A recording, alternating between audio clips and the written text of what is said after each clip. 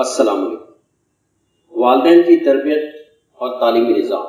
یہ دو ایسی چیزیں ہیں کہ جن سے کسی بھی ملک کے مستقبل کا اندازہ لگایا جا سکتا ہے۔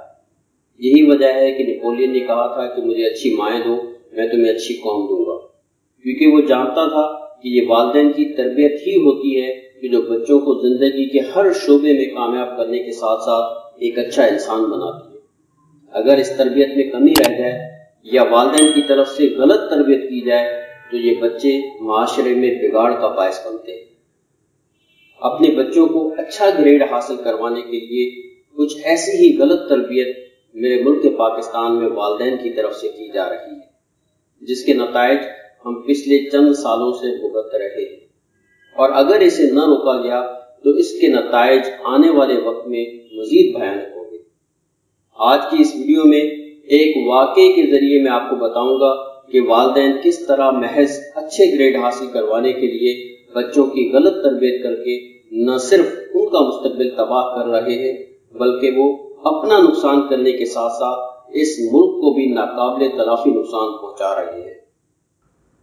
میں پچھلے چند سالوں میں سندھ کے 12 اضلاع کے انٹرمیڈیٹ کالجز میں تقریباً 350 سے زائد کاؤنسلنگ سیشنز کر چکا ہوں۔ یہ واقعہ حیدرآباد کے ایک مشہور کالج کا ہے کہ جہاں میں کاؤنسلنگ سیشنز کے سلسلے میں جاتا رہتا تھا۔ سن 2018 میں جب میں اس کالج میں کاؤنسلنگ سیشنز کے لیے گیا تو وہاں موجود بچوں کی تعداد پچھلے سال کے مقابلے میں کم ہو کر تقریباً آدھی رہ گئی تھی۔ وجہ معلوم کرنے پر جو بات مجھے بتائی گئی وہ نہ صرف حیران کن تھی بلکہ انتہائی تکلیف دہ تھی۔ مجھے بتایا گیا کہ اس بار اس کالج کا امتحانی سینٹر جو کالج نامزد ہوا تھا وہ ایک ایسا کالج تھا کہ جہاں کھلے عام نقل کرنے کی اجازت نہیں دی جاتی۔ والدین کو جب یہ بات معلوم ہوئی تو انہوں نے کالج انتظامیہ سے رابطہ کر کے کہا کہ ہمارے بچوں کا سینٹر تبدیل کروایا جائے اور دوسرے سینٹرز کی طرح ایسا سینٹر لگوایا جائے کہ جہاں پہ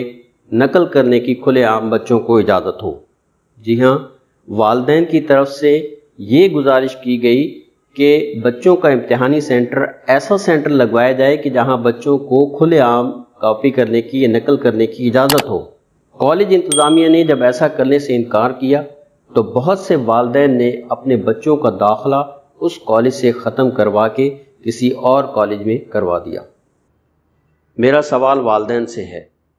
کہ اپنے بچوں کو بجائے یہ بتانے کے کہ نقل کرنا مذہبی اور اخلاقی طور پہ غلط ہے، آپ کیسے والدین ہیں کہ اپنے بچوں کو خود نقل کی ترغیب دے رہے ہیں؟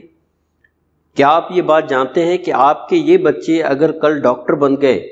تو یہ فارماسیوٹیکل کمپنیز کے ساتھ مل کر مریض کو کسٹمر سمجھتے ہوئے، اس کی صحت کا خیال نہ رکھتے ہوئے اس کو مہنگی ادویات لکھ کر دیں گے اور اس کی زندگی کو تباہ کر کے اپنا کمیشن بنائیں گے، کیونکہ انہوں نے یہ سیکھا ہی نہیں کہ محنت کرنے سے کامیابی ملتی ہے، انہوں نے تو یہ سیکھا کہ نقل کرنے سے کامیابی ملتی ہے۔ اگر یہ بچے کل انجینئر بن گئے تو یہ ٹھیکے داروں کے ساتھ مل کر کمیشن بنائیں گے اور اس ملک کو نقصان پہنچائیں گے۔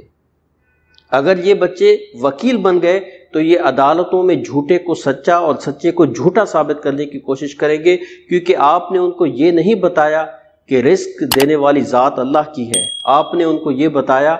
کہ کامیابی غلط طریقے سے نقل کرنے سے حاصل ہوتی ہے۔ اگر یہ بچے کسی معیاری تعلیم کی طرف جائیں گے تو وہ ان بچوں کو مشکل لگے گی کیونکہ اس میں محنت کرنی پڑتی ہے، اور سب سے بڑھ کر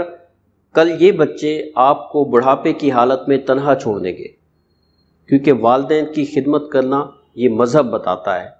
یہ مذہب ہی ہے جو کہتا ہے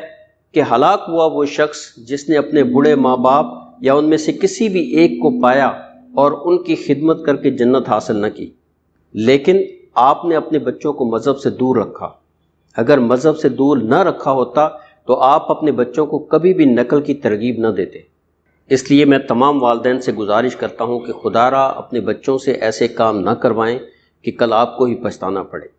آپ کی غلط تربیت کی وجہ سے نہ صرف آپ کے بچے ساری زندگی سکون حاصل کرنے میں ناکام رہیں گے بلکہ وہ دیگر لاکھوں لوگوں کی بے سکونی کی وجہ بنیں گے۔